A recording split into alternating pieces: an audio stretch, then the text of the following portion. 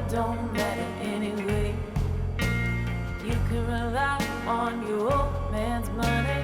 You can rely on your old man's money. It's a bitch, girl, but it's gone too far. You know it don't matter anyway. Save money, but it won't get you too far. Get you too far. High and dry, out of the rain. It's so easy to hurt others when they can't feel pain. But don't you know that a love can't grow? 'Cause there's too much to give. You'd rather live for the thrill of it all. 'Cause you're a rich girl and you're gone too far. You know it don't matter anyway. You can rely on your old man's money. You can rely on your old man's money.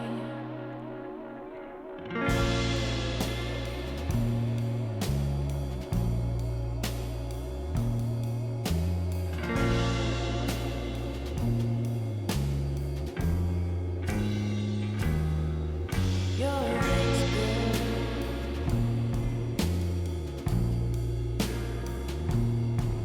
You're a rich girl.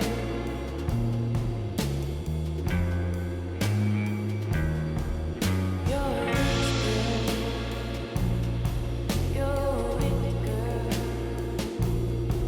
You're a rich girl. It don't matter anyway.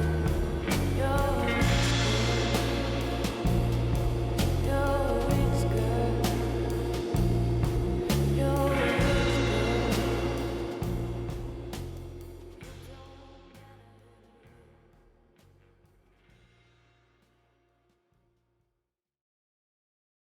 Live. Welcome, welcome, welcome. It's so good to be with you this evening. We're just so happy that we can spend the next couple of hours for strengthening resilience. My name is Kari McClelland, and the Ridge Meadows Community Action Table and its partners, School District 42, the Community Network, SD 42 District Parent Advisory Council, and the Seniors Network are excited to bring you Strengthening Resilience. Now, this is the third and final event in our Stigma, Trauma, and Resiliency series. We hope you enjoyed the first two events, the S&M documentary screening, dinner and dialogue, and Trauma and Mental Health Town Hall, which were brought to you before the COVID pandemic. Now, Us and Them and the Trauma Town Hall gave us an insight into how stigma and adverse childhood experience. Today, we're looking forward to hearing how we can move beyond these and build resilience in our community. Now, before we get too far down the track, it's really my honor and privilege to introduce Tracy Scott, who is an inspiring voice, a multidisciplinary artist, and just a huge community advocate, someone that we should all be thankful for. And with that, I'll bring Tracy forward to do our land acknowledgement. Tracy, just remember to unmute yourself. You bet. You bet. Thank you, Kari. We would like to acknowledge that we gather on the traditional land of the Katzie and Kwantlen peoples, both past and present, and honor with gratitude the land itself and the people that have stewarded it throughout all the generations. Okay, this calls us to commit to continuing to learn how to be better stewards of the land we inhabit as well. Thank you. Thank you, Tracy. It's so great that we're able to see each other briefly in this forum. Tracy is just one of those people who, when you get a chance to be around them, you just feel better. You feel like you're getting a big warm hug, even if she's across the room, just knowing that she's there. So thanks again, Tracy. We're going to move forward, but first I just want to tell you a little bit about myself. Why I'm here, Us and Them, the documentary Dinner and Dialogue. I was the facilitator and host of that evening. And, I've just been really blessed and honored to be able to work with this organization and this group of people, the Ridge Meadows Community Action Table. They're doing such powerful work in community, and it really feels like a blessing to be able to just witness the way that they're working inside of community. It's a really inspiring thing to be a part of. And I know that, there's a little bit of shyness on the part of some of the members of the CAT. They don't want to come forward and toot their own horn, but I got to tell you, you all are very lucky to have these people as part of your community. And I understand that I'm really privileged to also walk alongside them. Myself, I'm a facilitator. I've done this for, over a decade. I'm also a musician, sing with a group called the Sojourners, also sing under my own name.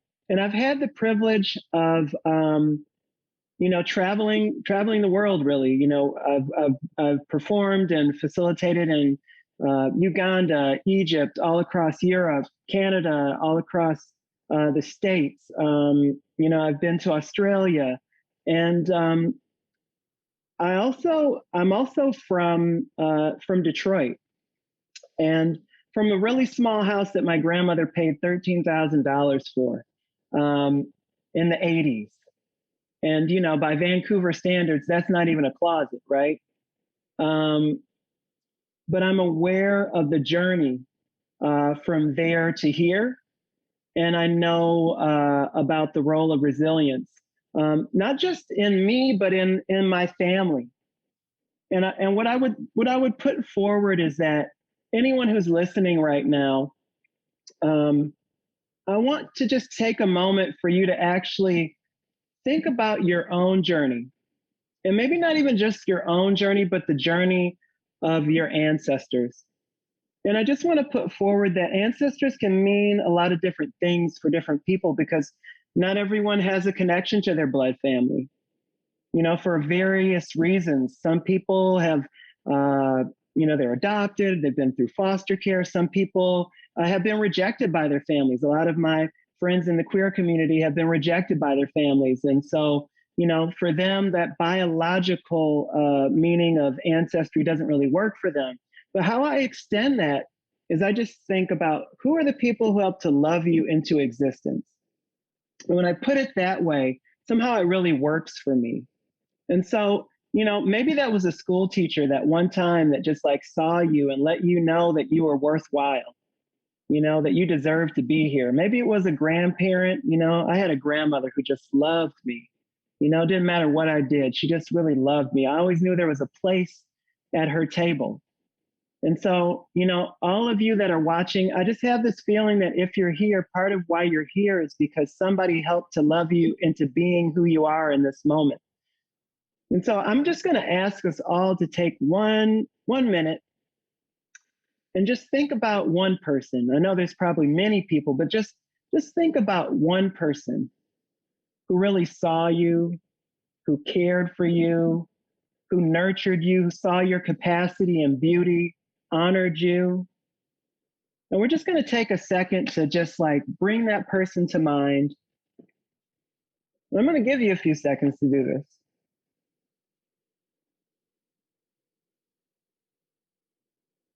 And see if we can't, maybe even just bring their name to your lips.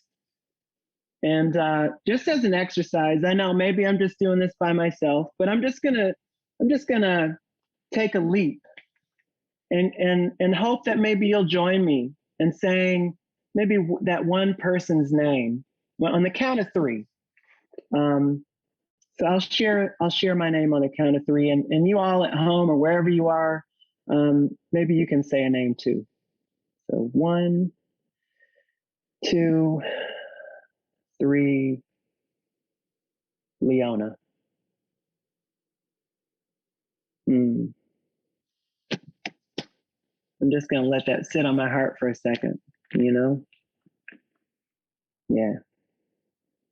And that's, that's another source of resiliency, remembering the road to how we got here. And, I really trust that if you're sitting here watching this video, wherever you are, you and your generations at some point in time have been through it. You've been through some rough spots, and the fact that you're here is a testament to resiliency.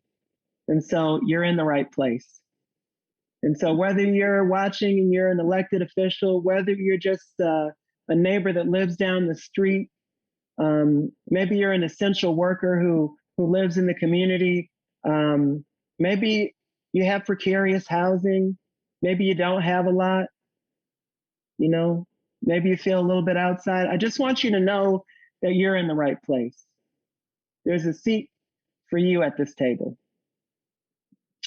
And as I move forward, it's my distinct pleasure to introduce Sam Brad. And Sam is an incredible graphic facilitator from Drawing Change. His role is to listen deeply and translate your ideas into visuals. We all deserve to have better meetings, and Sam is passionate that creativity is a way to make that happen. He's collaborated with a wide range of groups, including community action tables, peers, the World Health Organization, and Google. He's a white settler and lives on unceded Musqueam, Tsleil-Waututh, and Squamish territories. And with that, I would love to bring Sam forward. Sam, it's so good that we get to hang out a little bit tonight and that you're going to provide the community with these beautiful artistic renderings. Can you share a little bit with us? Thank you so much, Kari, and thank you for making space at the table for all the people that I just feel like came in. I just want to say that, it feels like I'm here to draw, but actually, I feel like my job tonight is actually to listen for the love and then put the love back out. And so that's going to be what I'm going to focus on tonight. And so I want to say hello, especially to all the artists out there. And so if you're somebody that doodles or you cook or you're a dancer, I just want you to know that art saved my life as a queer and trans person. I wouldn't be here without all of my ancestors, all the people that love me, and I wouldn't be here without art. So tonight I'm going to listen and draw. And what we're going to do is I'll show you what it's going to start like. It's going to look like this. Some keynotes. And here's Kari up here in the corner. And then this whole thing is going to fill up as we go along. So we'll check in at a couple points during the meeting. And then afterwards, the graphics will be shared also. So back to you. Thanks so much. Yay. Thank you, Sam. I'm so excited. It's like with every minute that passes, I just get a little more excited. I had the opportunity before we started this event to check in with our next, who said I can just call her Jennifer, which I think is pretty nice. And Dr. Mervyn was acknowledged by CAMH as one of the 150 Canadians making a difference in mental health. She is a registered psychologist offering individual, family, and group counseling and mental health treatment. She has an extensive background in trauma and substance abuse and utilizes innovative, culturally informed therapeutic approaches in her work. Jennifer is Métis, a mother of 4, and a strong advocate for the Indigenous community. She consults, teaches, and trains in trauma-informed practice and policy nationwide. And what I want to share with you, which maybe it'll come out in this next slide presentation, but Jennifer is real. She's a really deep-rooted and grounded person who has had a life journey.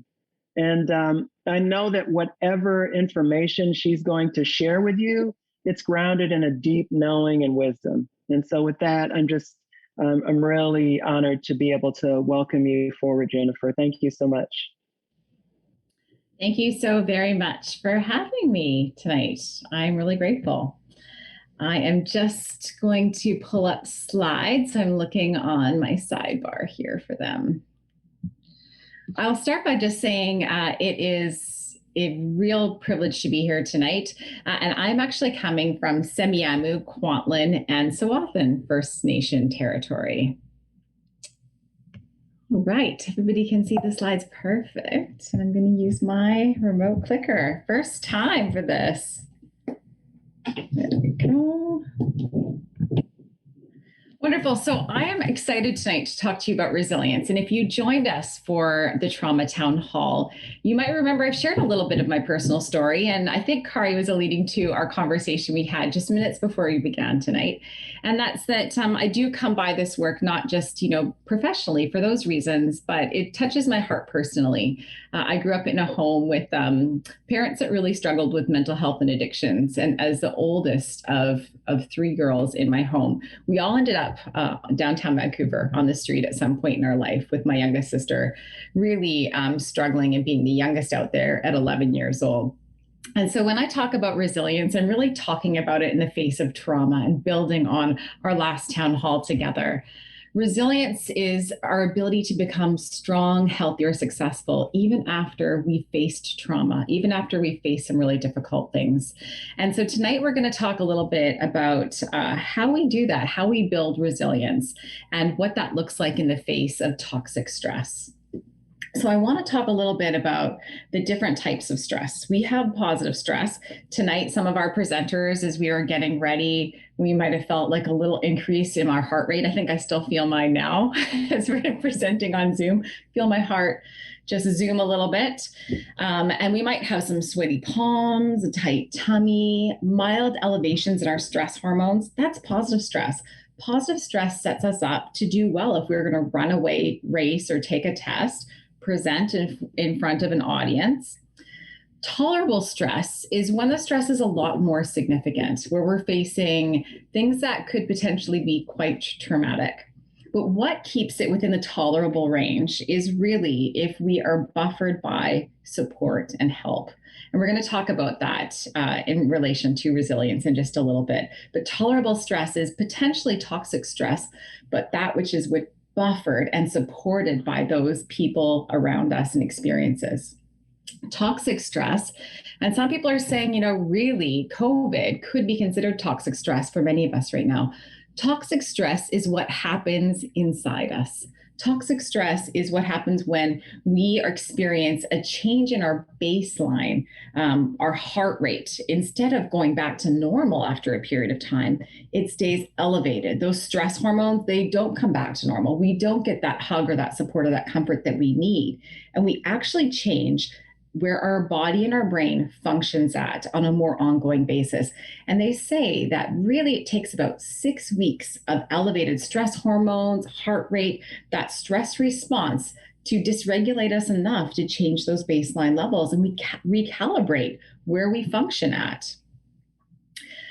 Now, we need this amazing stress response to help us, because we will need it if we are facing that cougar. I just read, my husband sent me an article today. There was a woman in Agassiz, I think, that had to be airlifted after a cougar attack.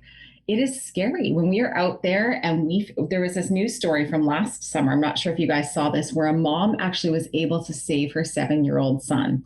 He was being dragged under their back fence by a cougar attack. And let me tell you, her fight or flight, her stress response leapt into action. And it probably is the very thing that allowed her to have the superhuman strength, capacity, and tenacity in those moments to save her child.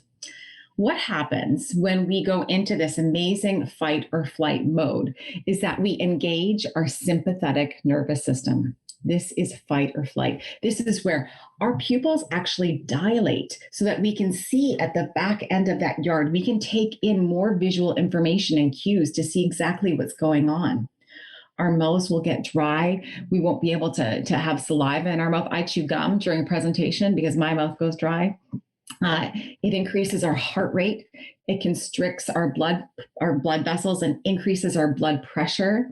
And it allows our bronchi to open up and dilate to take in more air into our lungs. It's incredible. It stops our capacity for digestion. It increases our blood flow to our skeletal muscles, allowing us to have more capacity and endurance. It actually increases our blood sugar.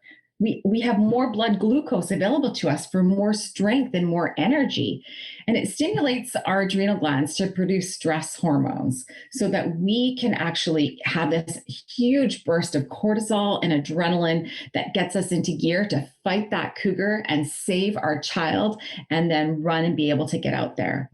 Without this stress response, we wouldn't have this capacity. So it's something that is built in and hardwired in us for good that can do us a lot of good. What happens, or the challenges that happen, is that when we face toxic stress, when we feel like that cougar is present on a day-to-day basis, it actually changes the size and shape of our brain overall. It can shrink our hippocampus and enlarge our amygdala. And we really don't want this enlarged amygdala that's super sensitive and detecting danger at every turn and corner. It's our smoke detector of our brain. It definitely plays a role in keeping us safe, but keeping it extra strong, hyperactive, can actually do us harm in the long run. So, in addition to actually changing the physical structures of our brain, shrinking our hippocampus, enlarging our amygdala, our stress response center, it weakens the connections between these areas of our brain. So, our brain connectivity is actually low. It really weakens connections between our prefrontal cortex, which is our slow, rational, logical thinking part of our brain, and our hippocampus. And it really weakens the connections between the prefrontal cortex and the amygdala.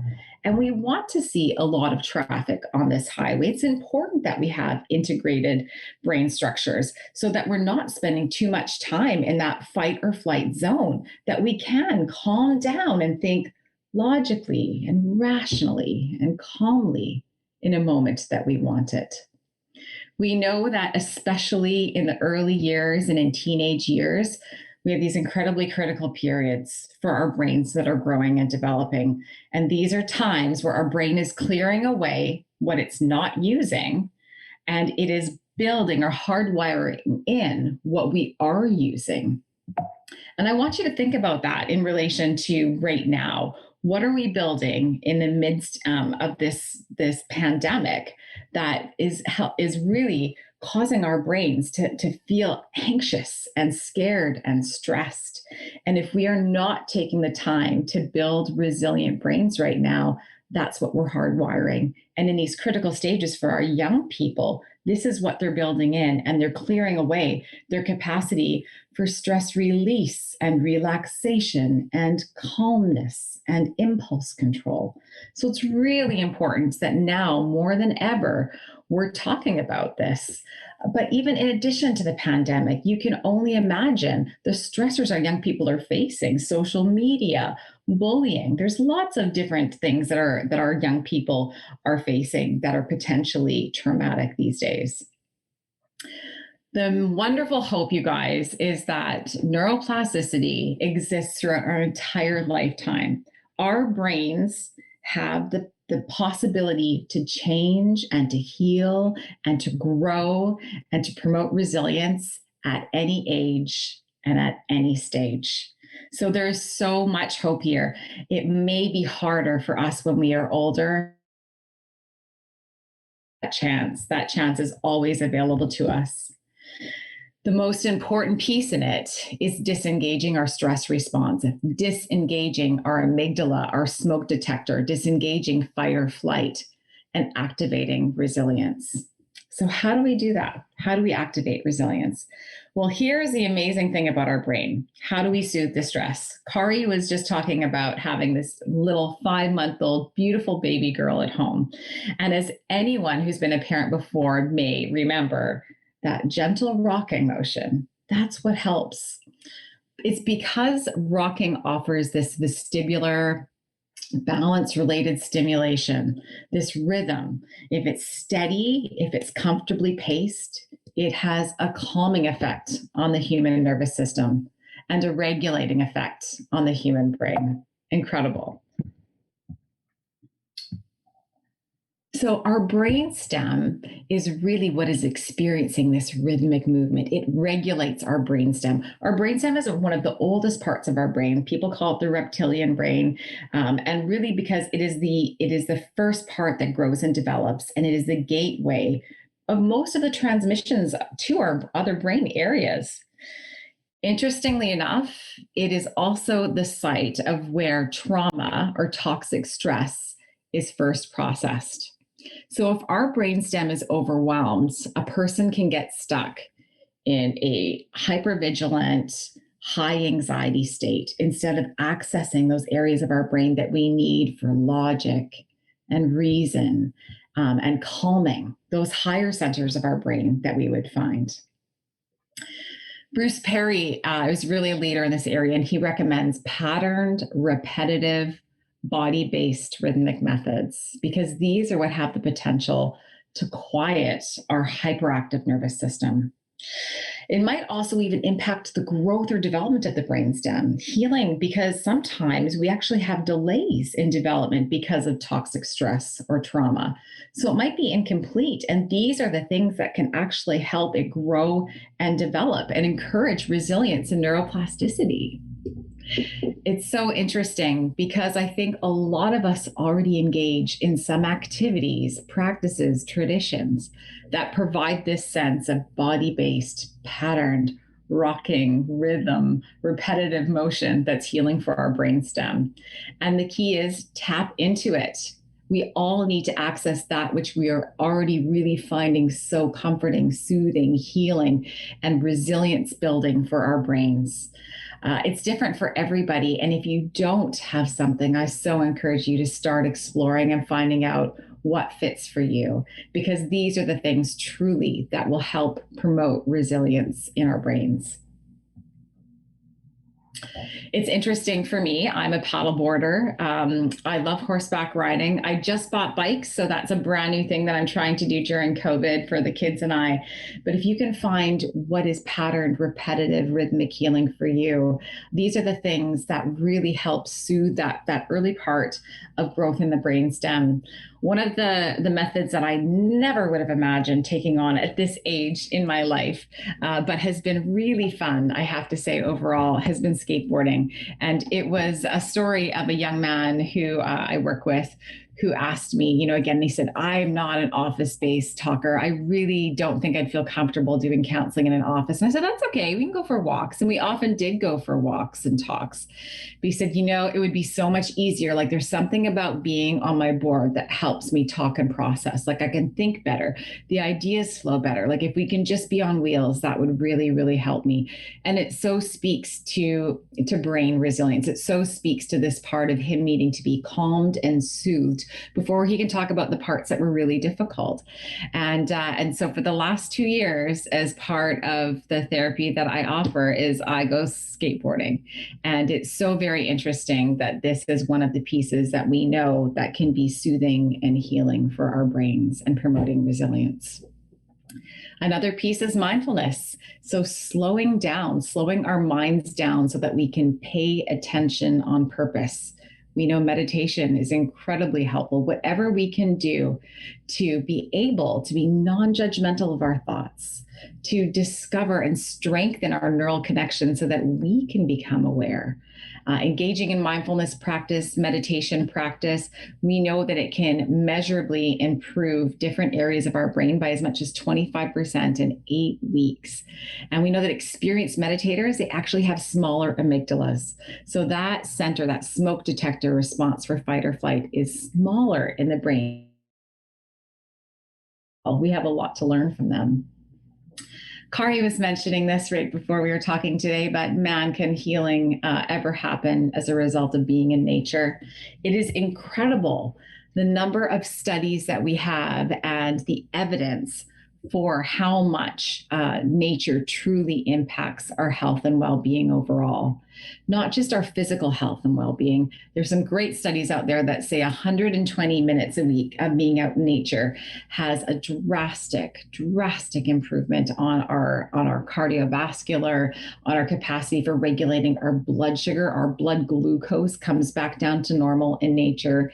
It is incredible. And that's not just from exercising in nature. Some of this is just from being in nature, just being out there in the forest, in front of the ocean, by a lake, by a stream.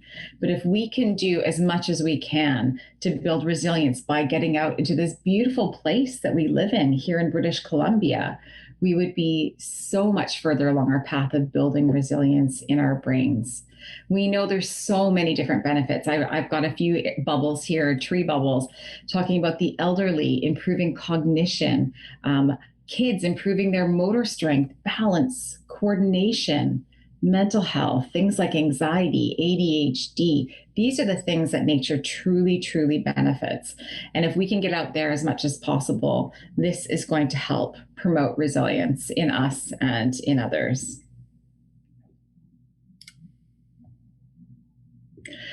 So I was looking at this. I was just talking to a client about this infographic this morning. They talk about 2 minutes of being in nature. Stress is relieved within minutes of exposure to nature. So muscle tension, blood pressure, and brain activity changes after 2 minutes, guys.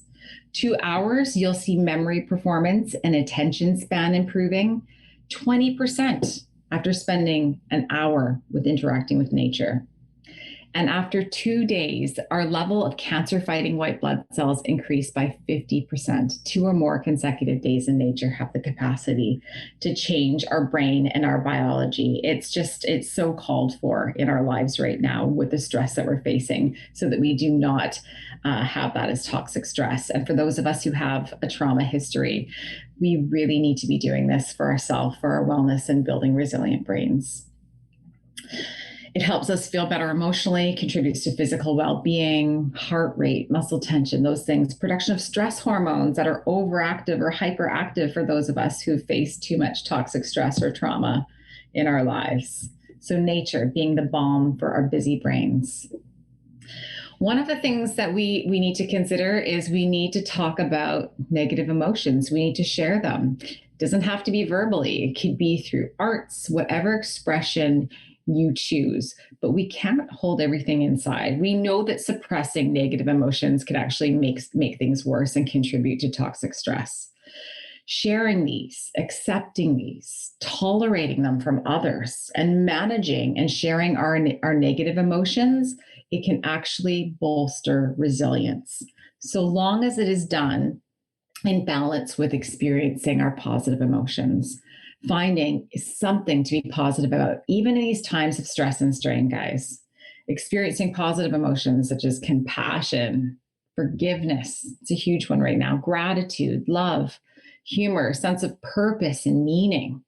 It actually changes the structure and the function of the brain and the nature of all of our social relationships if we can share out the positive emotions that we are experiencing. And again, identifying and labeling our feelings is so very important. It doesn't matter what has happened to us. It does not matter what has happened to others. What really matters is our perceptions and others' perceptions of that. And it is so very important to help ourselves, for us and for others, to identify our emotional states, talk about them and express them so that we can really do something with those. And then promoting healthy coping habits, meditation, mindfulness, exercise, sleep routines, all that can come, but it starts with our feeling states and truly identifying what those are to begin with. Validating feelings and concerns. Right now, our stress levels are all running so very high. So it might seem like some people are overreacting over the smallest things. And I really encourage us all not to judge. It really matters what the person feels. That's what matters the most. And so we have to remember it's our own perceptions. the situation that we have nothing to, when someone feels like there's a situation that they have no control over, they might really feel like their safety, their life is at risk right now. We need to validate that. We don't need to agree with everybody to validate or see someone else's point of view as legitimate and validate that for them. It's the recognition, acceptance of another person's thoughts, feelings, sensations, and behaviors is understandable without us trying to fix them or problem solve for them.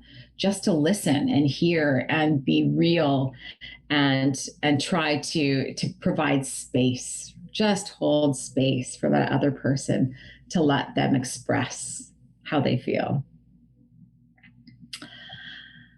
Establishing routines, thinking about what our daily routines are like to help us feel safe and secure. We need consistency. Doesn't matter what age we are. If you are a kindergartner and if you are 65, we do best, our brains function best with some routines. Find some morning routine ideas. Find something that you can do for your evening routine, but build routine and consistency into your life to promote resilience. And then lastly, I really have to say, this anchors the presentation tonight and all of what we know in terms of connection with mental health and with addictions, especially for young people, is that caring, connected relationships is still the single most protective factor for mental health and addictions. We know that if we're lonely, we feel rejected, our brain regions associated with distress and rumination are activated. And this does not promote a resilient brain. We see headlines like this all the time where mental disorders are 4 times higher amongst those who feel lonely. We need to consider loneliness and the role it's playing amongst people right now. We need to look at what we can do to combat our own loneliness. And wow, as we talk about the importance of community tonight, when we talk about what we can do to positively impact somebody else in their resilience promotion, we can target loneliness. We can help reach out, help people feel more connected so that they don't have to experience this. Social isolation and loneliness actually compromise our immune system. We're so worried about immune systems right now. We actually know that being a heavy smoker, right, isn't as bad for your well-being as loneliness is. Loneliness contributes to heart disease, Alzheimer's, physical, mental health disorders. Really, loneliness is such a significant factor in our physical health and well-being and our mental health and well-being. When we look at some of the studies that have been done around isolation and loneliness, long before COVID, we sent teams of researchers to the Antarctic in these small teams, 9 people, and we measured their hippocampus before they left. We measured it when they returned, and we found that it lost size and volume. So they came back with smaller hippocampus than what they had left with. And how interesting is it that when we look back, when we think back to the beginning of my talk tonight, we looked at the hippocampus as being an area that was diminished in those that faced childhood adversity, trauma, and toxic stress. So we know the brain impacts of isolation and loneliness are significant and are mirroring that of other traumas and toxic stress. Loneliness can make us think crazy thoughts. We can think that nobody likes us, that we're actually not lovable or likable, that nobody's really there for us. We don't have any real friends or supports in our life. And it's not always true. We cannot believe everything that we think. It is so important right now to maintain social supports. If you know someone who is struggling, you have a friend or a family member. It is in the scariest time in my life having my baby sister still out there struggling with her opioid addiction in a time where we have a tainted drug supply and limited drug supply.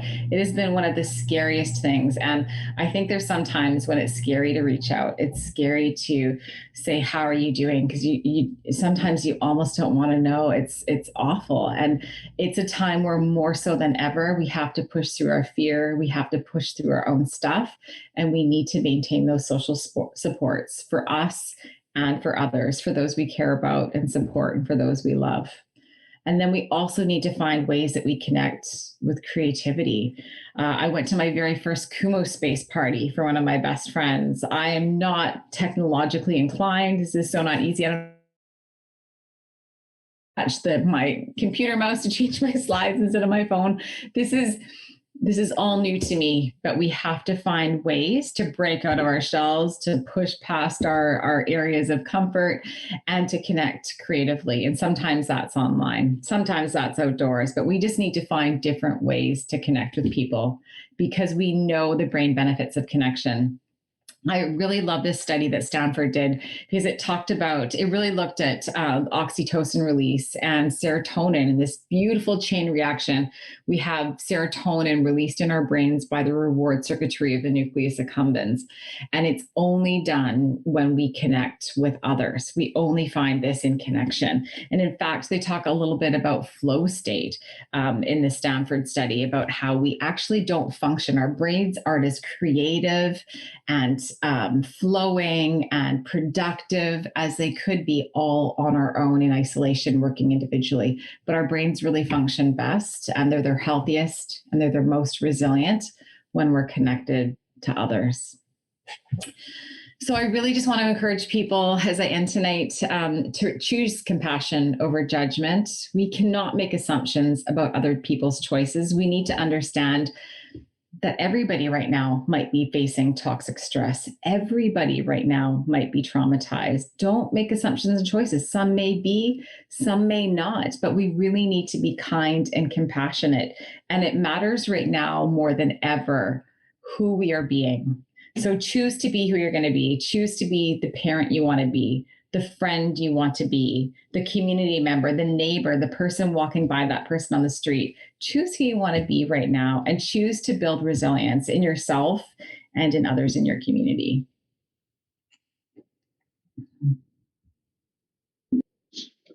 Thank you so much, Jennifer. That was amazing. I feel like so much for the toolkit. I feel like some things that I definitely want to try are to bring more routine into my life and to actually more deeply listen to the people that are inside my home. It's easy with the people who are closest to us to take them for granted sometimes. I sometimes hear that I'm a better listener when I'm facilitating than when I'm at home, just, being a husband and a dad. And so I think this is really a call for us to really check into how we're connecting with ourselves and with others. And so I'm so grateful to you for all of what you've offered. And we're all fighting, these cougars metaphorically, the pandemic and the overdose crisis and this isolation. And so grateful to you again and look forward to speaking to you later on the panel. So thanks, Jennifer. And with that, I think we should check in with Sam and see where we're at with this artistic rendering.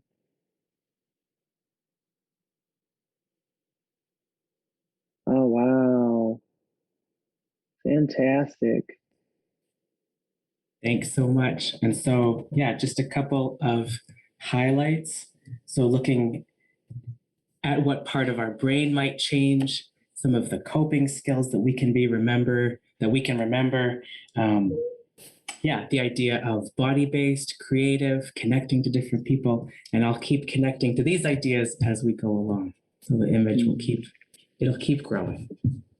Back to you. Yeah, thank you, Sam. This is nourishing. It's the sort of nourishment that I think Jennifer was referring to. And I kind of made the joke that, this is like, we're just squares on a screen. But in these times, this feels like nourishment. This feels like connection, and it's important and it's powerful.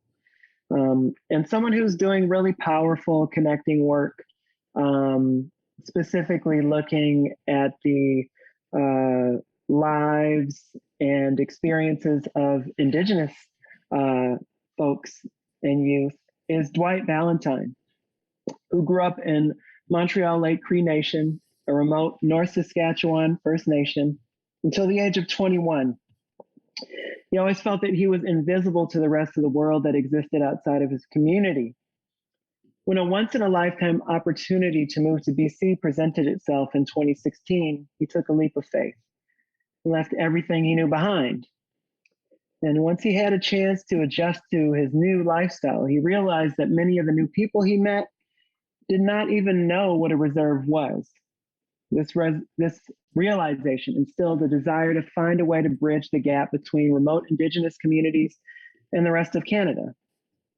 And he is in the rare position to offer his audience an opportunity to understand a segment of Canada's population that rarely makes it into textbooks, popular media, or social conversation. In 2020, Dwight decided to create presentations for educators and administrators to use to complement Indigenous curriculum content. He soon discovered that when he shares his story with youth in urban settings, they're genuinely interested to learn how his life has been so completely different from theirs. And so with that, I'm so excited to introduce a video that explains a little bit of Dwight's journey. And later on, we're going to hear from Dwight as he joins our panel discussion. So let's listen to this video and look at this video. My name is Dwight Ballantyne, and I grew up in Montreal Lake Cree Nation, a remote reserve in northern Saskatchewan until the age of 21. Living in the res, I had always wanted to do something for myself. I would chill and talk with my boys about what it would be like to live somewhere else, trying to imagine what it would be like to leave the res and see what we could accomplish. The opportunity never came, and everything just stayed the same. As we all got older, it became harder to not feel stuck. There were times that I felt hopeless and depressed. The goals I had planned for myself started to seem pointless until one opportunity appeared. The next part of my story was actually the hard part. The thought of leaving sounded very exciting until it was actually happening. I was on my way to the airport to catch my first airplane ride that would take me to BC. I was anxious and my body started to shake the closer I got to the airport. I wondered if I could actually go through with it. I wondered if I could actually leave everyone and everything I had ever known behind for a life I want for myself. I remember when I was in the res, I liked to uplift and motivate my family and friends. After all my speeches I gave to them, I tried to remember my own words. So I forced myself to put one foot in front of the other until I made it past the airport security. Once I made it through, I knew it was a point of no return from there. At first it was fun and exciting to start my new life, but after a year or so, the new feeling wore off and it just started to be confusing. The loneliness was the worst part, and sometimes I felt like I wanted to go back home. But I tried to stay focused and to remember why I'd chosen this life. For me, hockey was my escape. It was my escape from reality and it gave me joy. It was also a way for me to connect and make new friends. The gym was also my therapy during the days. The gym gave me a sense of self-confidence and control. When I was in the gym, I could focus on myself and I could control my thoughts. It also helped clear my mind and focus on my body and mental health rather than the negative thoughts. As I felt my body grow stronger, I could feel myself getting mentally stronger as well. In the past 5 years, I have discovered that there are things that I need to do to keep myself moving forward. I needed a routine that gave me a sense of accomplishment and confidence. For me, this was going to the gym. I learned I need to try new things and force myself into uncomfortable situations. It doesn't matter if I fail because no matter what the outcome is, I am growing as a person. When negative thoughts start to take over, or I start feeling overwhelmed, I try to focus on the little things that make me feel good or in control. I work on making connections and surrounding myself with people who push me and encourage me the same way I encourage them. I do all of this because I remember what it was like to feel stuck and sometimes hopeless in my life. I remember what it was like to want to do something different with my life, but the opportunity never came my way. I faced many challenges and barriers that other kids who grew up in different areas of Canada will never know or understand. But also, those are the things that make me determined and make me push forward every day. 3, 2, 1.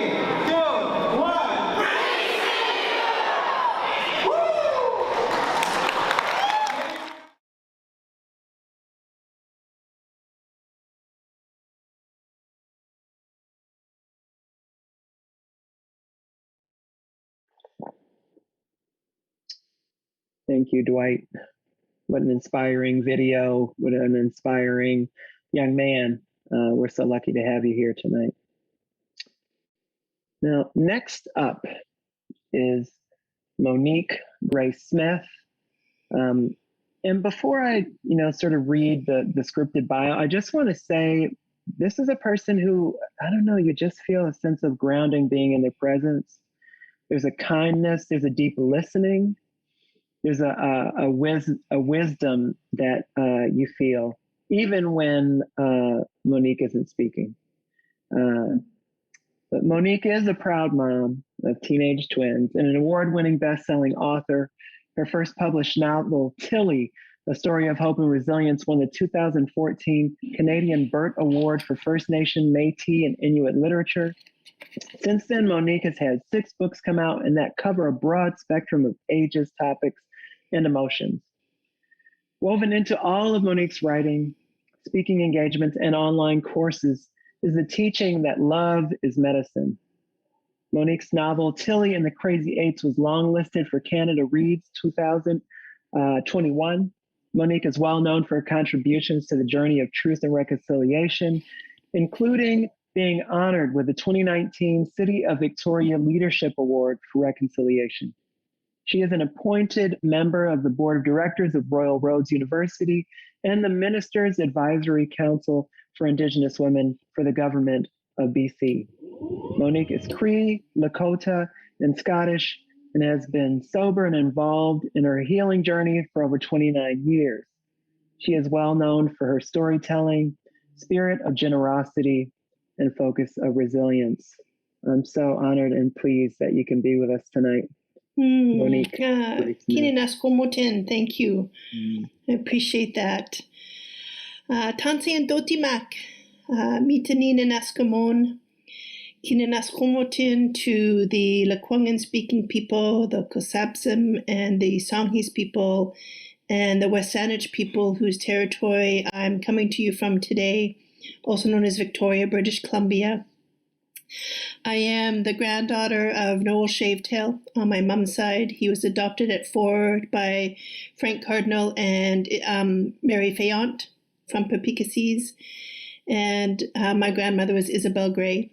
And on my dad's side, I'm the granddaughter of Raymond Smith and Beatrice Johnstone. And as was said, I have twins who are graduating this year. It feels like a blink of an eye, and here we are. And I just realized, last Monday, that my bio is a little out because last Monday was my 30-year sobriety birthday.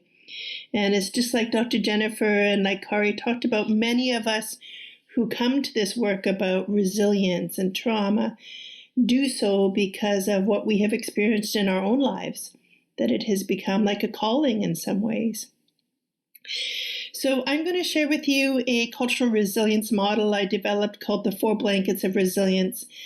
But I want to start by reading a piece. I wasn't going to read this, but then, when you started us, Kari, I wrote it down because it was so beautiful. Who are the people who helped love you into existence? Oh, I got teary, and I'm going to talk about cookie people, but that's really who they are, these people who love us into existence. And for me, when I look back on my life, sometimes they've been people who've come in just for a shadow of a moment of time, and they've altered my trajectory because they see me, right? Or sometimes they're people who walk our path almost our whole life.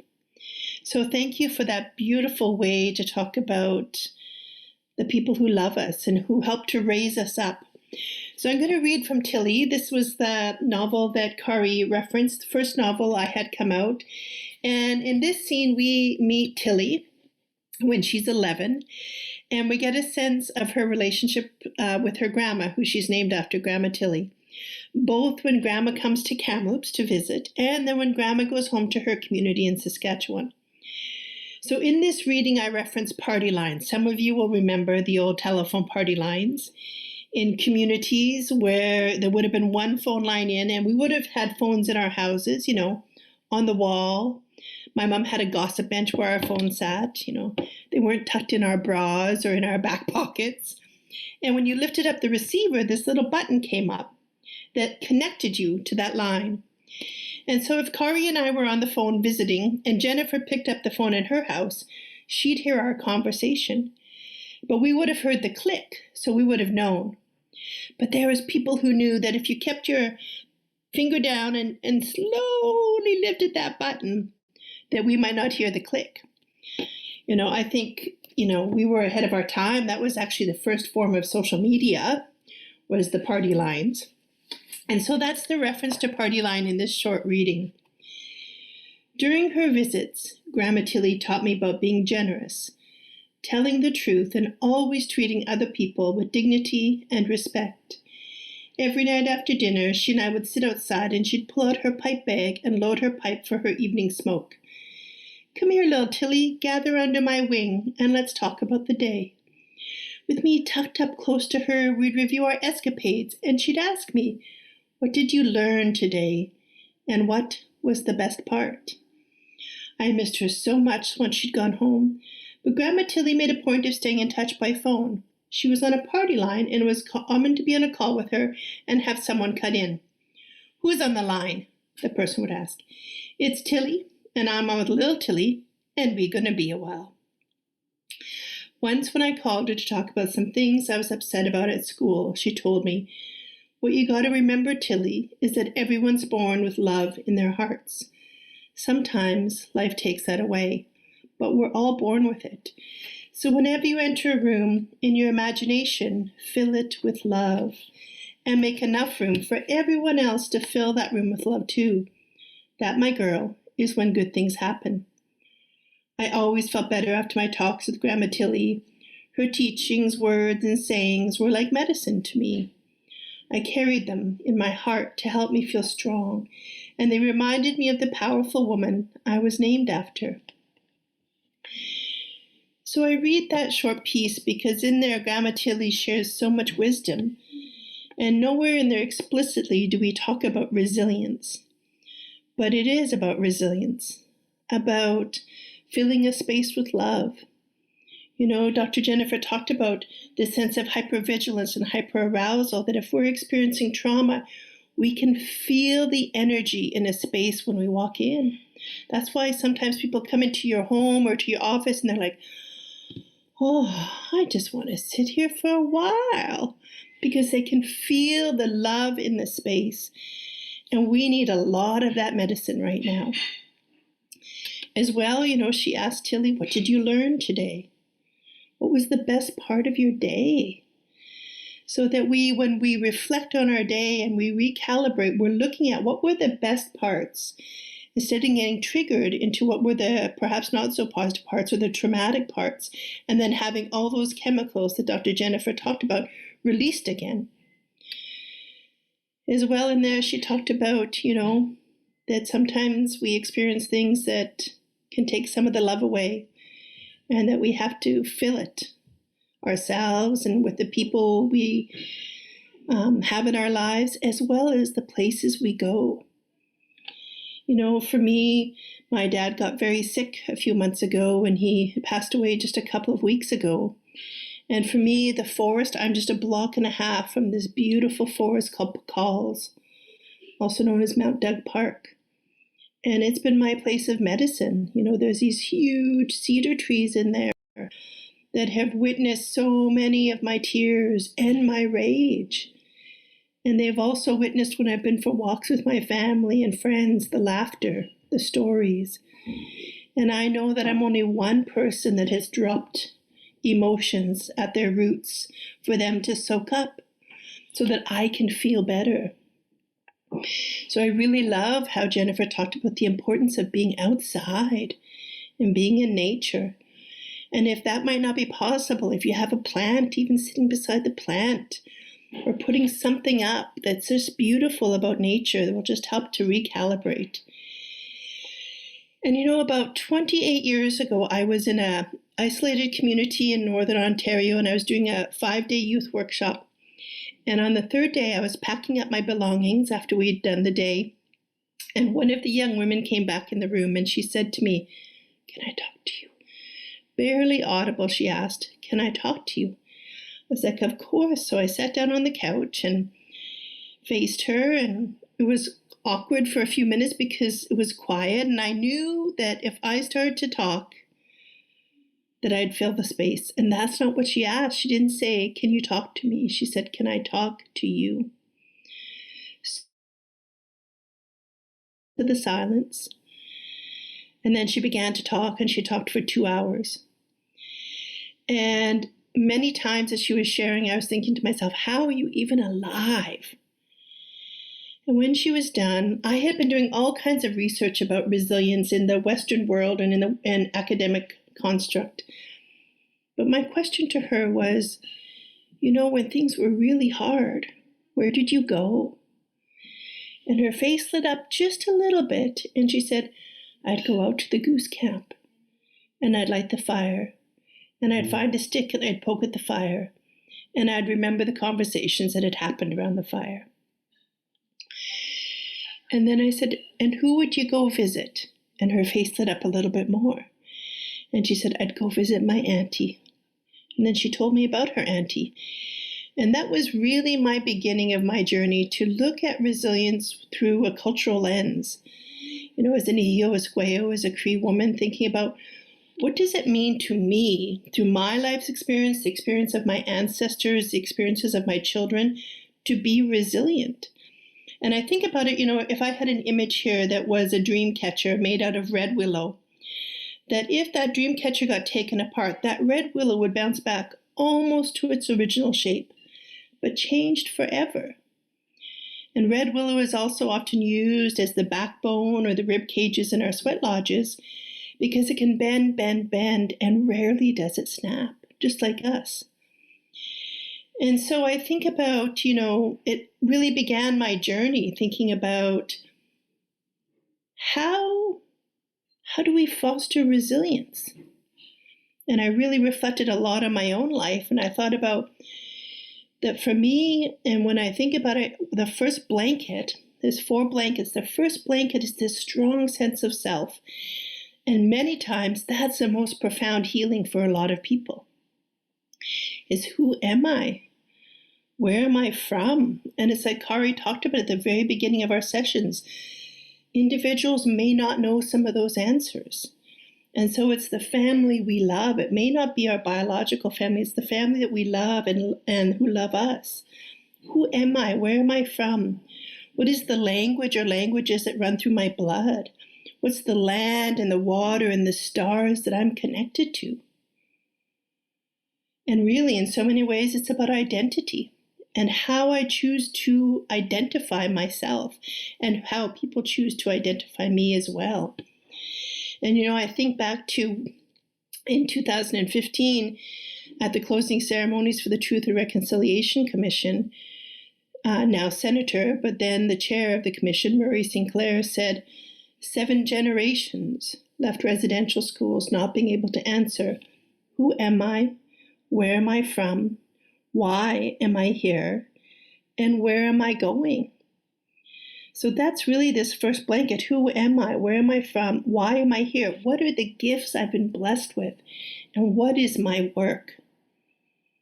Right? And we all come to learn this at different times. When I was in treatment at Round Lake Treatment Center, I was given my traditional name by Uncle Malvin. They came from the Dakotas to do a Yuwipi ceremony. And that name is Mistikwashki Gos, which means little drum. And he said, we don't give you this name because your stature, like I'm only like 5'1". He's like, you're not a big drum. He said, but because one of the gifts, part of the bundle you come into the world with is this gift to remind people of their heartbeat. It's that rhythm piece that Jennifer talked about earlier. And when we're in utero, when we're tiny little babies and our ears are developing, the first sound we hear is that double beat of our mother's heart. And so for me, that's part of my identity. Why am I here? And where am I going? Speaking the future for each other. And then the second blanket that wraps around is our sense of family. And again, that can for sure be our biological family. And it can be our family of choice, those who we love and those who love us. And I think that's part of, when Jennifer talked about isolation right now, this is one of our risks, is that our connection to family, especially the elders in our families, or those who may be vulnerable for whatever reasons or identify themselves as vulnerable for whatever reasons, there may be less connection. And so it puts perhaps a greater risk of their inability to bounce back. And that's why, the love letters, the phone calls, even the quiet, as Kari said at the very beginning, and he counted us down to 3 and we said that person's name. And he's so present. And so I feel like that's one way we can still connect with people. It's just in quiet time to send them love, to send them prayers, to send them good wishes, to send them energy. And then the third blanket that then wraps around is our sense of community. And that's why I love, that this is being done and that there's continued fostering of community. Because one of the things that community provides for us is a sense of belonging. And all of us as human beings have a need to feel like we belong somewhere. And if we don't feel that, sometimes our moral compass gets out of balance. And we may do or say or act in certain ways that might not actually be in integrity for us. But because we're not feeling connected, because we're not feeling part of a community, because we don't feel like we belong, our moral compass might be out of balance. And then the fourth blanket that really weaves them all together is culture and language. And for sure, I'm speaking from, a Nihiwasqueya, from a Cree woman's perspective, but we all come with a culture. Sometimes people might have to look a ways back to figure out what that is, but we all come with a culture. And for me, part of that is language as well. My niece was just profiled today in a beautiful article about the work she's doing to revitalize the Syilx language up in the Okanagan. And I was texting her saying, she's just come alive this year. Her eyes look different. She looks different. And I was saying, last summer when I was taking language classes, that's how I felt. I literally felt like my body pulsed in a different way. And so when we look at culture and language and that blanket that weaves resilience all together, it's what does that mean for me? Right? What is the food? Where's the land? What's the stories? What's the sense of humor? It's one of the things that we don't often talk about, but our ability to be resilient is often that we have a sense of humor, that we are playful, that we can experience joy. I think about this history in this place we call Canada, and that many of those legislative decisions that have happened in Canada that have impacted us as Indigenous people and impacted the relationships between Indigenous and non-Indigenous people. That's why, the Ballantine Project is so important, because it's fostering this understanding and this moving forward and a relationship renewal. That those decisions, those legislative decisions, were like clouds over our North Star. And in order to be resilient, we have to have a North Star. And for me, it's love and joy. And so sometimes our work to be resilient is, how do we move those clouds? For me as an Indigenous person, it has been not the 60 scoop, it was for my mom, the 40 scoop, being removed at birth. A journey through alcoholism starting at 11 for me, childhood trauma. There are a number of things that were those clouds, and that's my work, to help move them in hopes that my children or the grandchildren or my nieces may not experience the same traumas. And so those 4 blankets are ways that we can bounce back, that we can be resilient. The strong sense of self, a connectedness to family, connectedness to community, and to culture and to language, which also can be about the land and the water and the stars. So even, people say, I don't have a sense of culture. I don't have a sense of language. To think about where you live now and the beauty of the land and the water that surrounds you, the air, the stars you see, and that those can be grounding places for you in regards to culture and language. And when I think about my own resilience, for sure that it's been about the cookie people who have come into my life. Those people who, when I'm in their presence, I feel bigger and better about myself. And I don't mean about ego, but just like how Kari described earlier, they see us. They hold us up.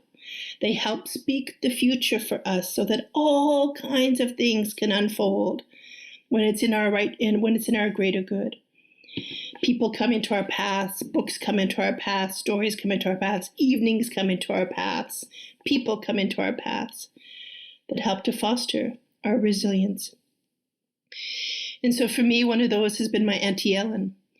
And I can remember I was 12 years old and I played a lot of sports as kids. That was part of my resilience for sure. And she picked me up from an evening practice. It was a cold February day. We were practicing in the gym in Kamloops. It was like minus 25, when you step outside and your nose freezes. And it was a cold night. And we were driving home.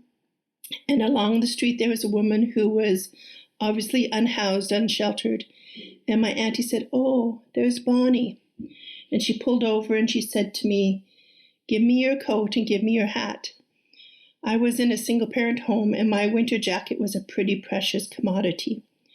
But I don't know about you, but when I was taught when your auntie tells you to do something or ask something, you do it.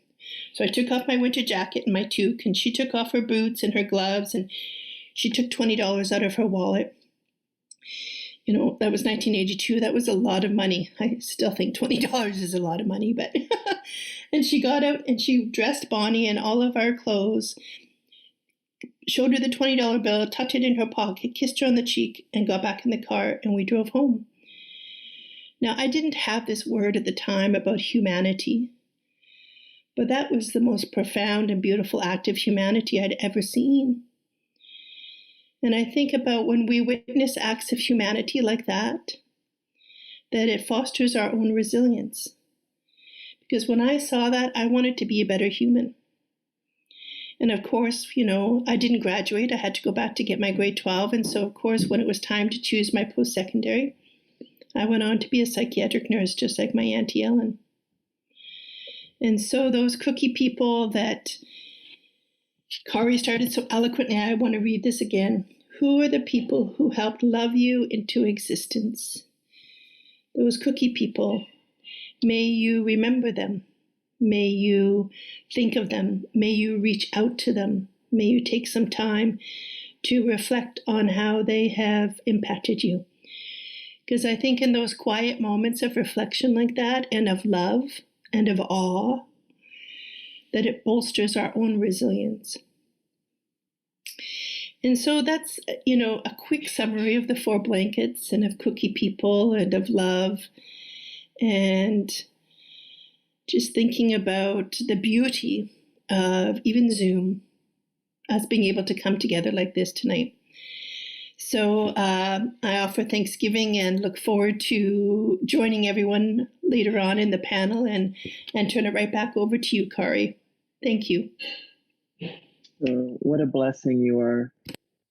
What a blessing you are. I sometimes, what you reminded me of is how when we have the right frame of mind, we can see the blessings that are all around us. I love this idea of connecting to self, who am I, family, community, and culture, as a way to be reminded of the 1,000 blessings that are bestowed upon us so regularly. It's almost like raindrops, when we're in the right place to recognize it. So thank you so much, Monique. We will see you shortly on the guest panel. And we're just going to check in quickly again with Sam. who's been keeping track of everything. Where are we at, Sam? Yeah, so I began drawing when Monique was speaking over here, and from the books comes this swirl of hearts and this idea of filling a space with love, and then all of these tiny dots spread into the drawing. And so it goes into listening and noticing strengths in each other, and then the 4 blankets on this side. And these gentle reminders, like when things were hard, where did you go? So the idea of wrapping ourselves in the blankets, I think I'm going to continue those swirls now into the panelists that are coming on this side of the page. Fantastic. Thank you so much, Monique, for these teachings. My goodness. Yeah. It is a blessing. Yeah, so much gratitude. Yeah, I was definitely in tears, and I don't know if it's all right for me to claim this, but I was definitely like, oh, I feel like Auntie Ellen is one of my ancestors now. Like she's touched me profoundly. She's like shifted what I think is possible for me as a human being in some way by you telling that story. And I had to, because I'm the host, I had to choke back some tears. But let me tell you, offer of redemption. When she sees Bonnie on the side of the road and she hands her those offerings, and whether you're a Christian or not, there's the story of, like Jesus, like, yes, getting down and washing people's feet. That's kind of what it feels like to me. It's this act of humility to not say, I'm not better than you. I'm not bigger or better than you. You deserve love just like I do. And so, yeah, Auntie Ellen, she's with me. And with that, we're going to turn to our last offering from Cole Lindsay, who is an amazing young person. And I feel like we're so lucky to have him with us. Cole is a 17-year-old high school student and is currently pursuing his passion for fabrication. Cole is happy to be sharing his story of resilience to the community and hopes by creating more dialogue about resilience, we can change some of the negativity that surrounds us in this world. And I think after you see Cole's video, you'll believe that too. January 1st, 2020, I woke up as if someone had poured a bucket of water over me. The night before, I had overdone it and landed in the hospital. Still feeling like I was in a trip, I walked down the hall to find my dad with his morning coffee. He was calm and collected. He didn't yell at me at all. He just wanted to help me. That day, I chose myself over substances and worked towards where I am now. My name is Cole Lindsay, and I was born and raised here in BC. In my life, I've faced some peculiar struggles like my parents' divorce, my own substance issues, school issues resulting from my substance issues, and even mental health struggles. All of these situations and experiences have taught me a lot. I learned to enjoy my life in new ways after I got help. It was like a whole different world to me. The backbone of my success overcoming these struggles was staying resilient. Saying no is hard sometimes, but you always have the angel and the devil on your shoulder. Resilience is choosing the right one for you, not the right one for the situation or the people around you. Even now, as I write this script for this video, I'm being resilient to not go out with my buddies or go skateboard in the sun. Resiliency is a key that opens many doors. It's a tool, and using the tool to think through a choice or your situation makes you better at using it. For me, resiliency wasn't saying no, it was caring enough about myself to choose no. Choosing my health over substances was a decision I made easily because of the support I had. For others, they may need a new point of view or a new friend to support their choice. For me, it was simply time to change for the better.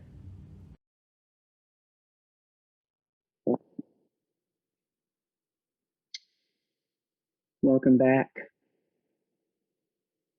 Thanks again, Cole. Now we're going to switch into panel mode, And as we do that, I want to actually encourage you, if you don't already have what you're viewing in full screen, to do that now, because that will enable you to see a chat window or a Q&A window that will pop up, and you'll be able to offer questions to the panel. So this is the Q&A section. And so we're really excited to be able to interact with you at home. You've been patient in terms of just witnessing and listening. And now is your opportunity to contribute in a different way. And so we're excited to be able to connect with you and communicate with you. You've already been introduced to Cole and Dwight and Jennifer and Monique, but there's somebody you haven't met yet, and that is Chad Cowles. And Chad is the manager of the Community Social Safety Initiative for the city of Maple Ridge for 18 years. In Vancouver and Maple Ridge, Chad has been leading teams of frontline responders, working with individuals and communities affected by housing shortages, the opioid crisis, and mental health challenges. Our team is built on a humanist approach, relationship building, and community networks. On the side, Chad runs a basketball charity for at-risk youth called Night. Thanks so much, Chad. I feel like you're going to really bring something that, you're on the front lines, and you're somebody who witnesses so much of what other people, I don't know if it's fortunate or not, but they don't have to deal with some of the things that you have to deal with on a regular basis. And so for that, just like all of the essential workers who are out there in the world, who are on the front lines, especially at this time, I just want to give you a big, huge, hearty thank you. You're so appreciated. And so with that, I just want to ask a question, and I hope it's okay to start with you, Chad. I'd love to just ask the question, with your experience, seeing what you've seen, what are some things, and obviously having seen and observed so many wise offerings from the four contributors who preceded you, what are some of the steps that you know to be true in terms of building strength and resilience in individuals and in communities? Love to hear from you.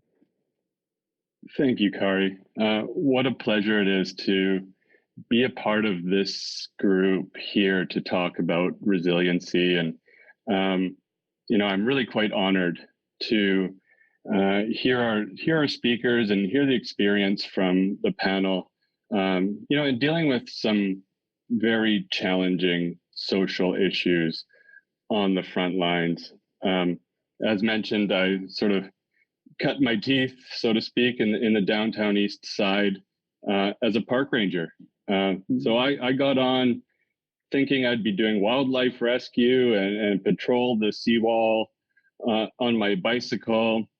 And around 06, 07, we were hit so hard by the opioid crisis and became essentially social workers on the front lines. And I learned some hard lessons, I'll be honest. My team of rangers at the time wasn't prepared, for the level of trauma that we were about to be exposed to.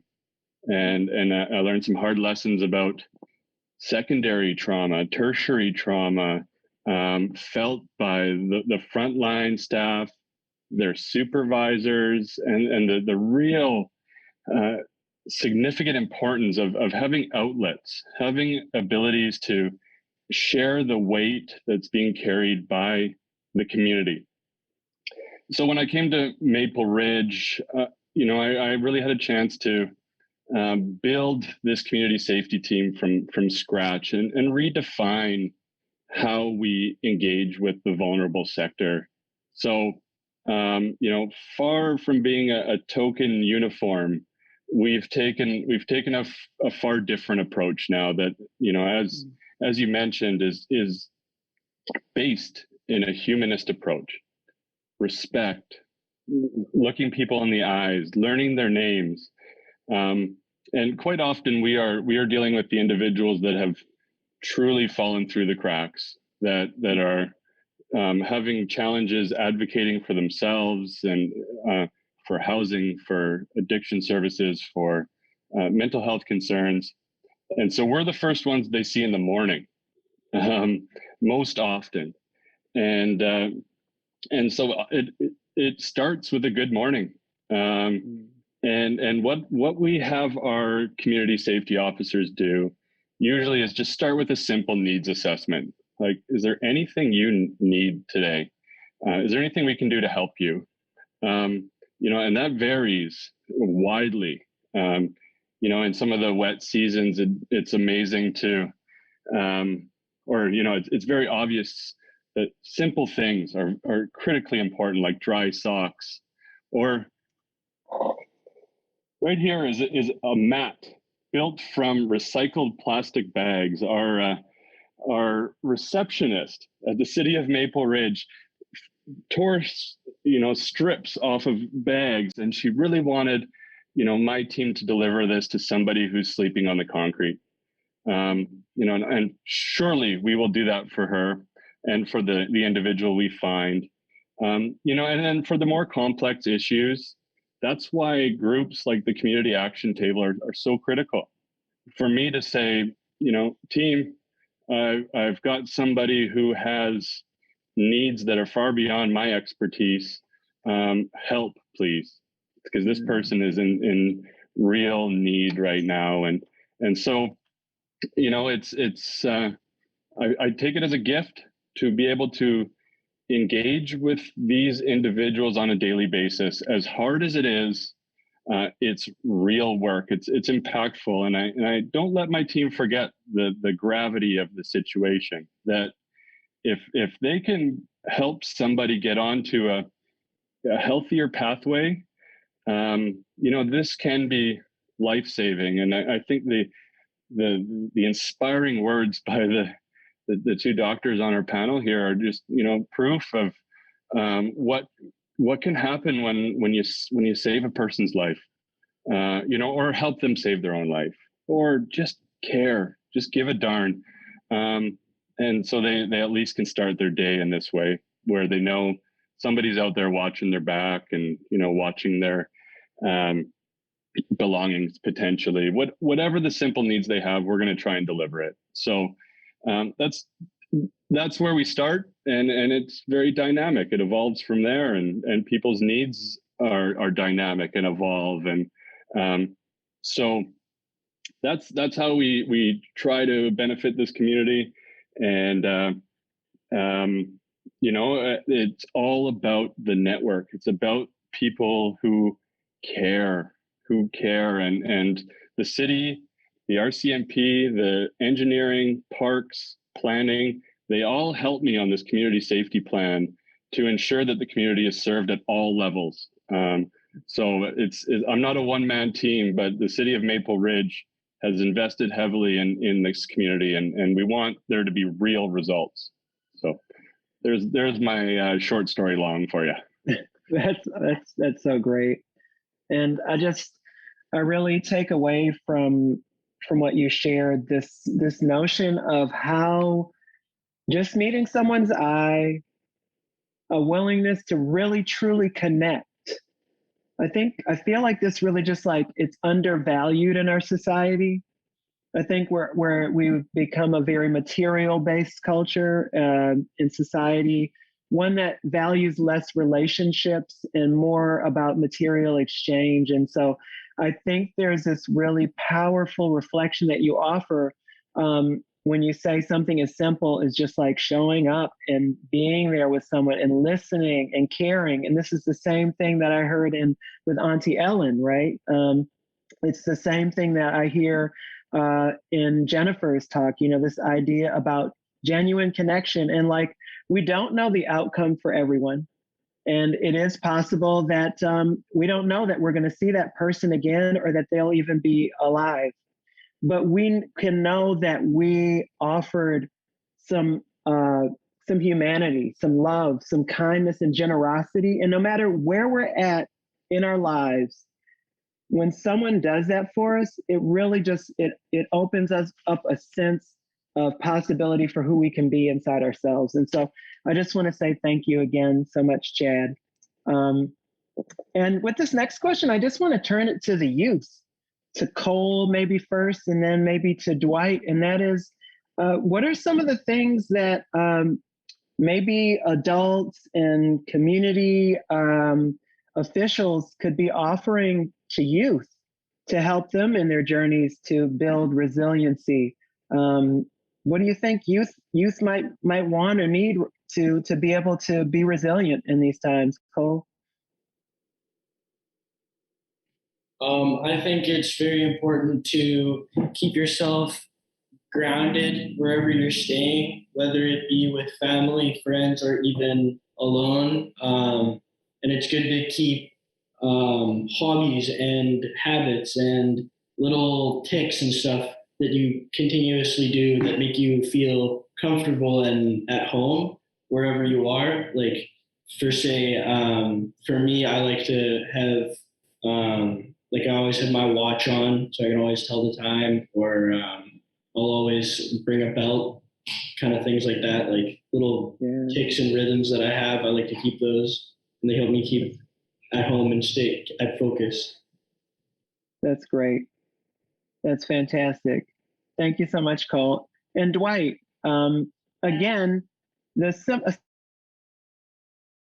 at more of a kind of community or systems level, what do you think are some things that youth and communities could use when you think about your time in the city or on reserve? What were some things that could have been there that would have really helped young people? First of all, I'd like to say thank you very much, Kari, for inviting me to this event. And we have some amazing speakers here, and I love the stories, and seeing all of us as a community come together.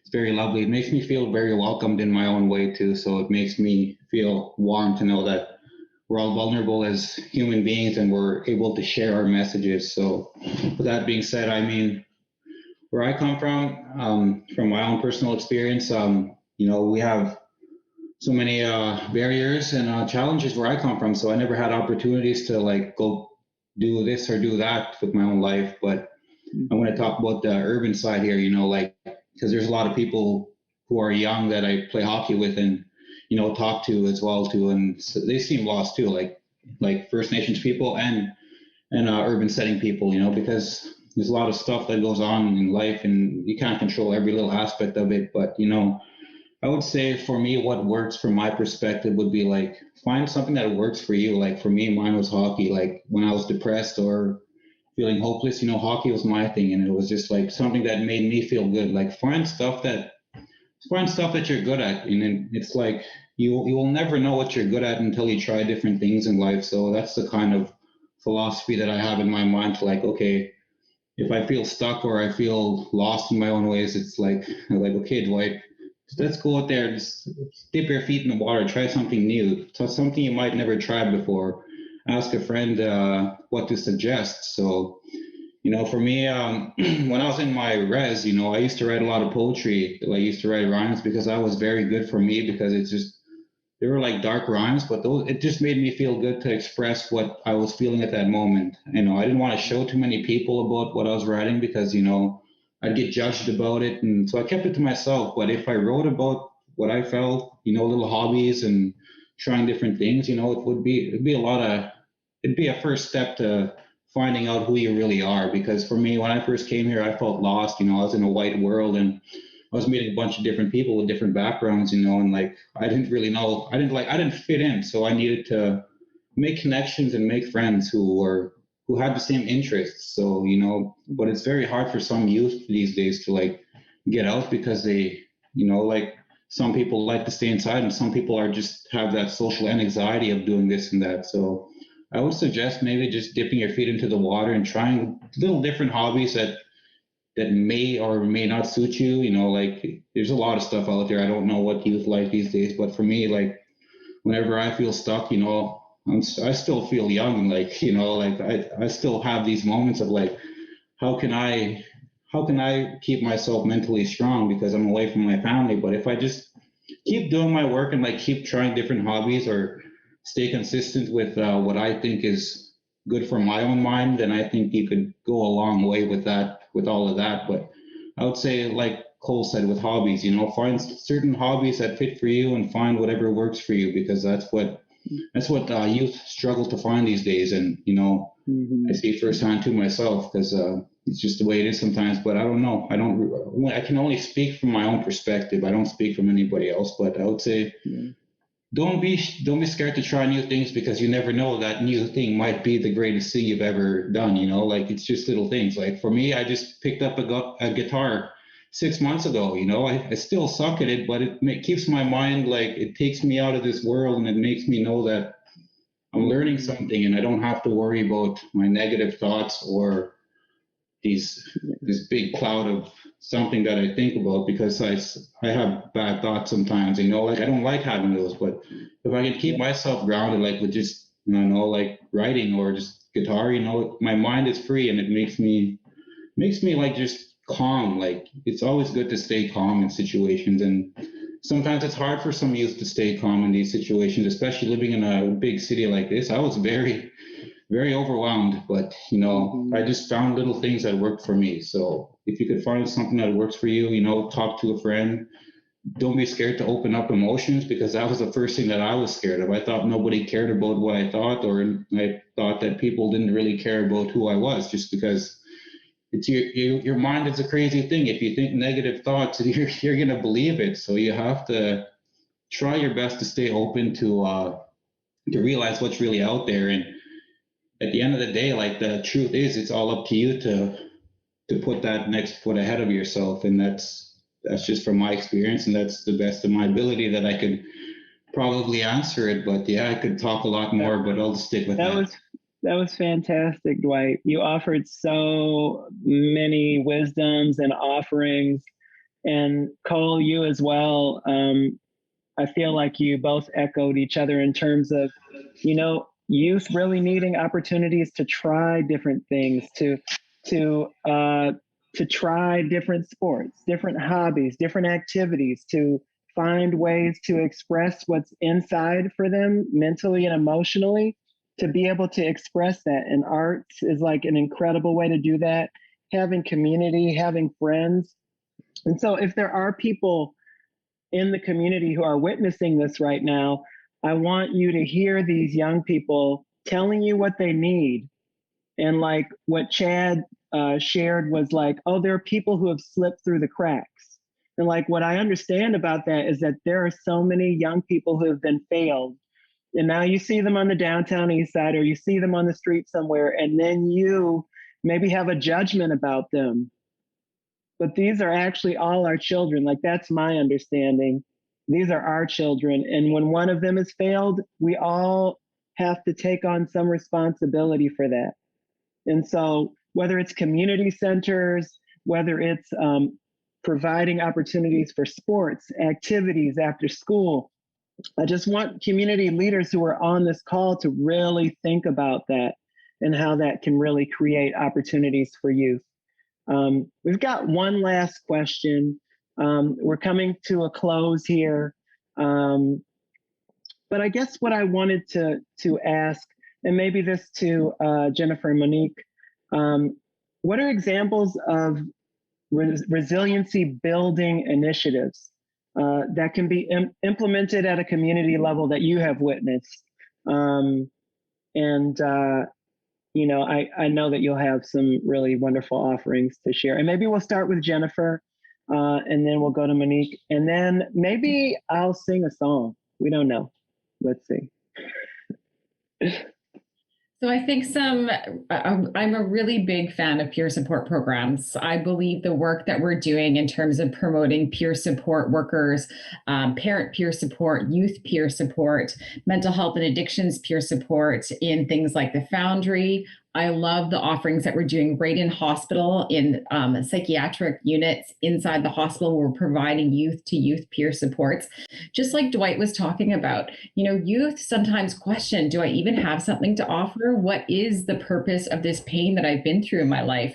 And when we can offer them opportunities to be able to actually make meaning out of that pain and find purpose in the pain and offer something different for another youth, or inform a system, or identify or a gap and a barrier that might lead to some systems change, that to me is so beautiful in terms of providing those opportunities for resilience. Thank you, Jennifer. We'll pass it on over. Years ago, when I was living in Kamloops, I was part of this program called the Friends Program. And it was started by two gentlemen, Doug Broadfoot and, oh my gosh, his name just left me. It will come. It was a program where, as a young adult, I still think I'm young. You were saying, when I was younger, Dwight, I'm like, I'm still young. But as a young adult, we had young people, 15 to 19 years old, one person come and live with us. And we were roommates. And our role was to role model how to budget, how to get groceries, how to do your laundry, all those things, so that when it was time for them to transition out of their home, out of our home, they were ready. Because many of them, the foster homes didn't land for them, and their own personal homes weren't safe. And so we were like a bridge. His name was Wally. His last name will still come, because I want to pay honor to them, because it was a very unique program. I also think for the officials who are with us, those who are making decisions, whether they're policy or budgetary, to always have youth involved, whether you have councils, youth and elders on those councils to give you guidance.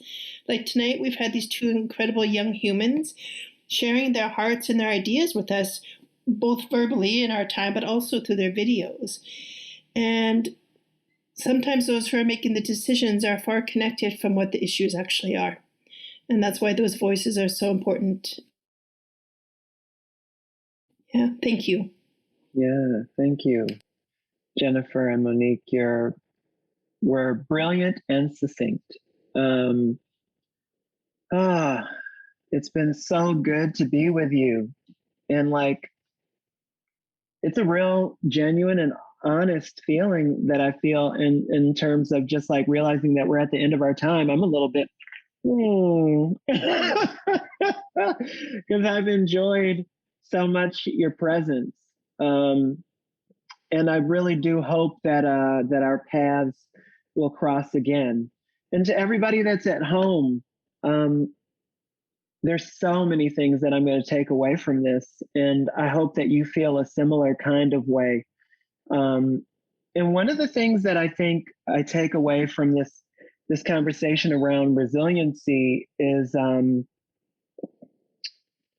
that, sometimes things aren't always optimal, but there are things that we can do. And there are different ways of looking at things, and there are actions that we can take.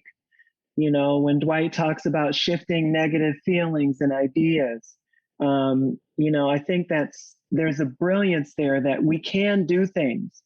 And, there's a way of thinking that says if I feel a way, there's nothing I can do. But I think this very clearly, our time together says there is something that we can do. And sometimes that thing is actually caring for another person. When I help an elder across the street, I feel better about myself. When we do virtuous acts for others, it actually makes us feel like we are worthy. We have a role that we can play in this world and society, And so I offer this song to you. It's by a guy named Scott Grace Kallichstein, and it's called Gonna Let Life Move Me. And I just love that idea of little drum, keeping the beat, the rhythm. I love Jennifer's offering around music.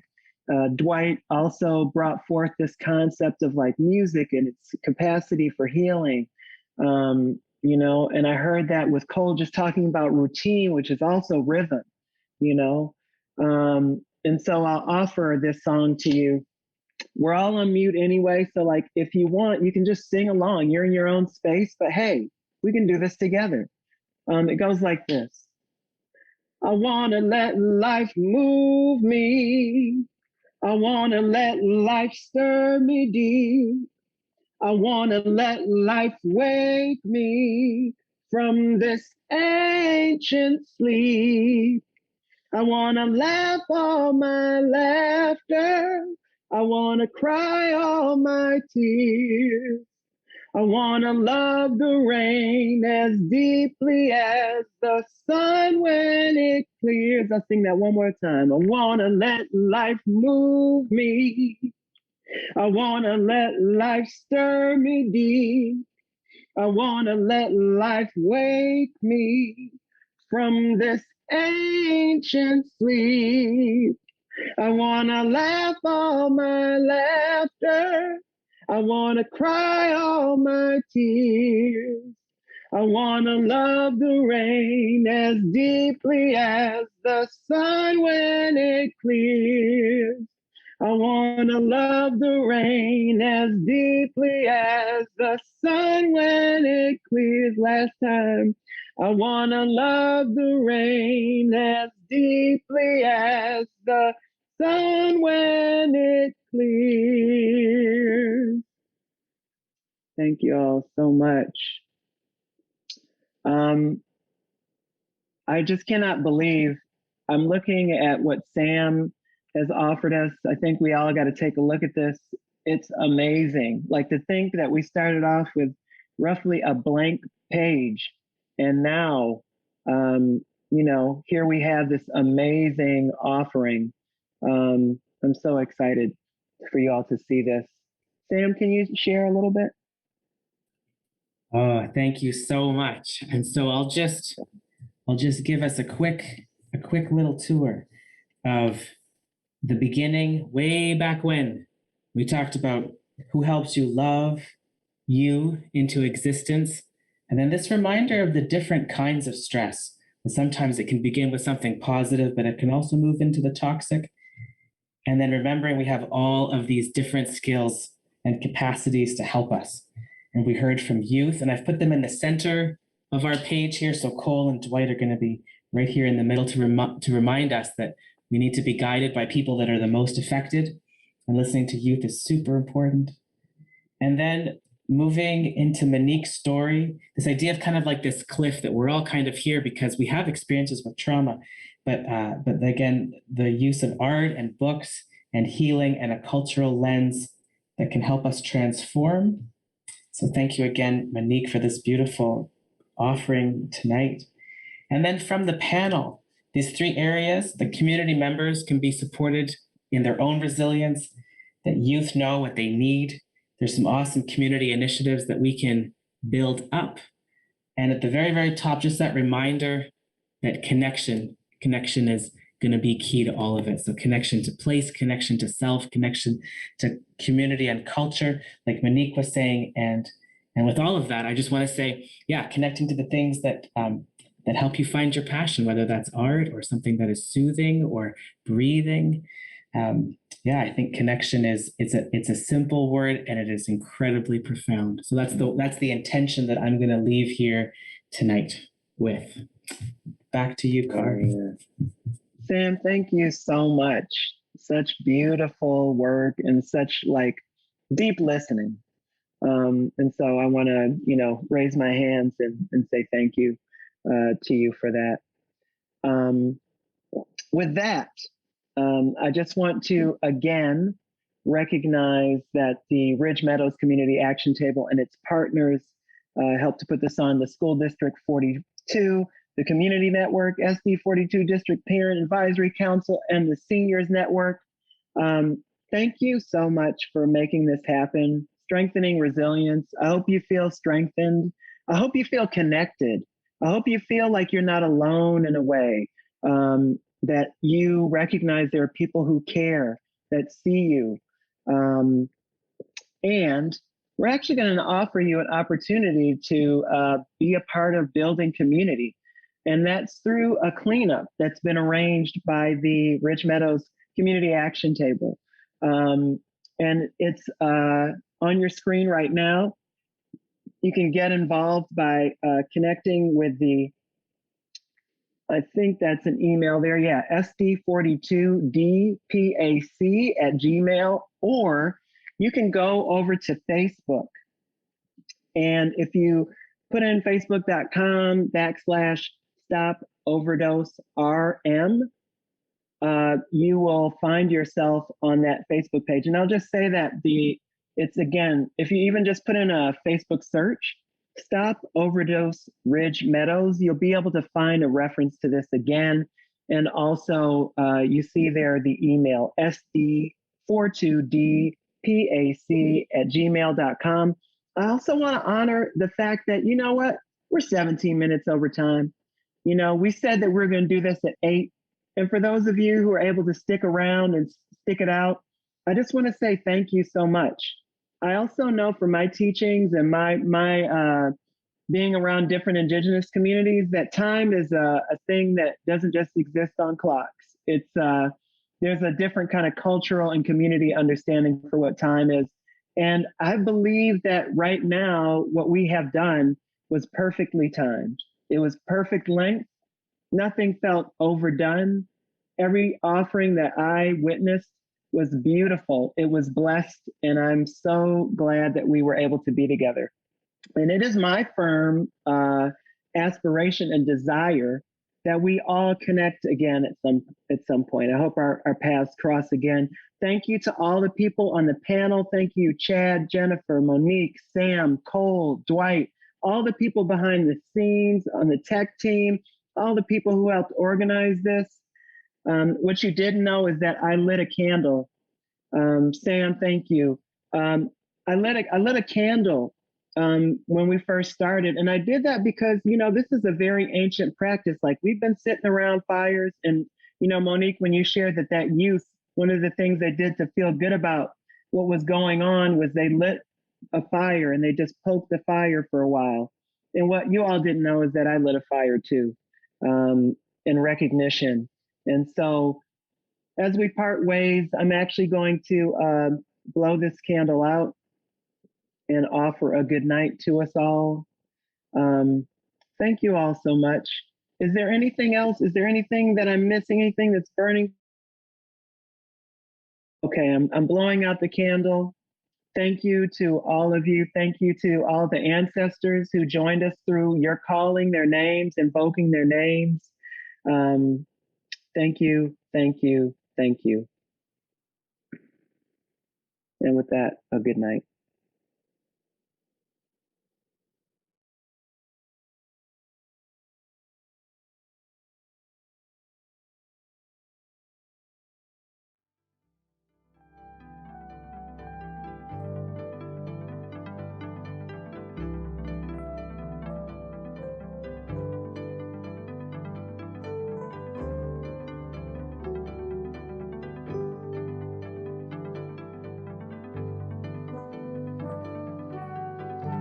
Welcome the spring, the summer rain, softly turn to sing again. Welcome the bud, the summer blooming flower. Welcome the child whose hand I hold. Welcome to you, both young and old. We are ever new. We are ever new.